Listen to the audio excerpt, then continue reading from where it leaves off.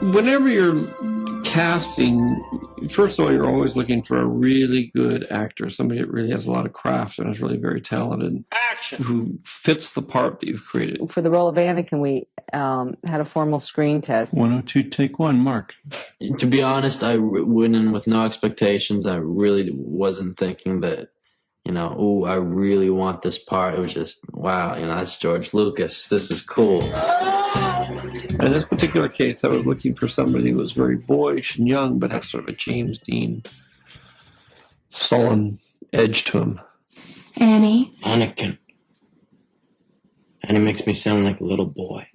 You look at those eyes, and there's just so much happening there. Hayden had all the elements of the character. I try to grow up too fast.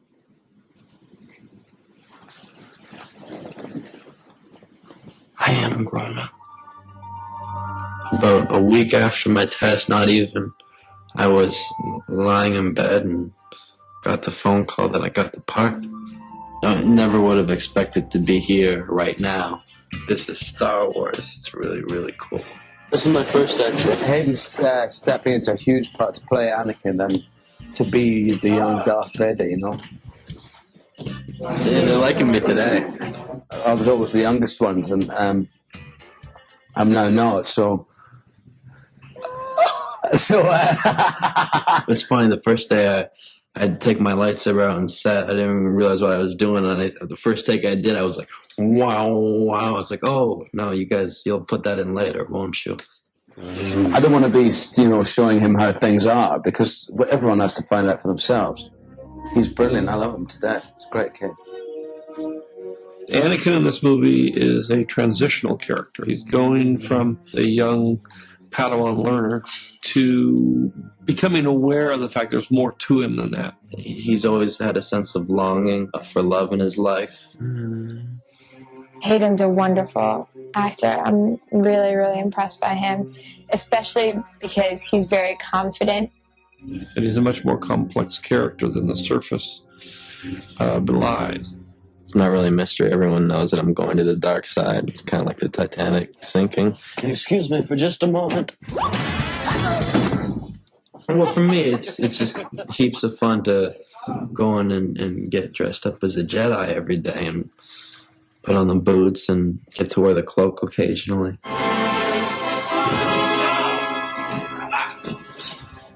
Right. He's got a fantastic mind. He understands exactly the part. Every stunt he's got on this movie, he'll do it. We have a double. We have a good double.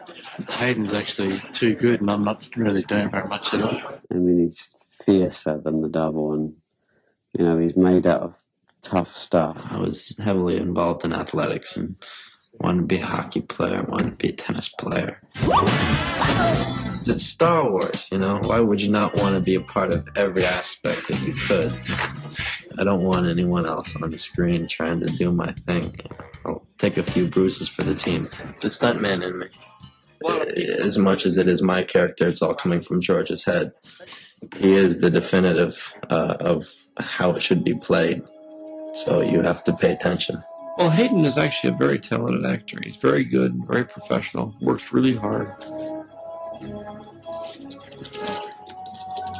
It's extraordinary to think that he's so young. I don't think he realizes how good he is. I had no idea. You try to give flashes of darkness and flashes of just pure innocence just to try to bring everything together. He was able to pull that off very well. That was a hard thing to do.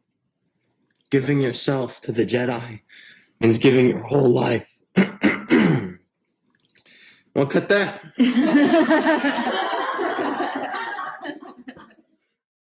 Pretty much every set has blue screen, even if it's just out a window or something. It's everywhere.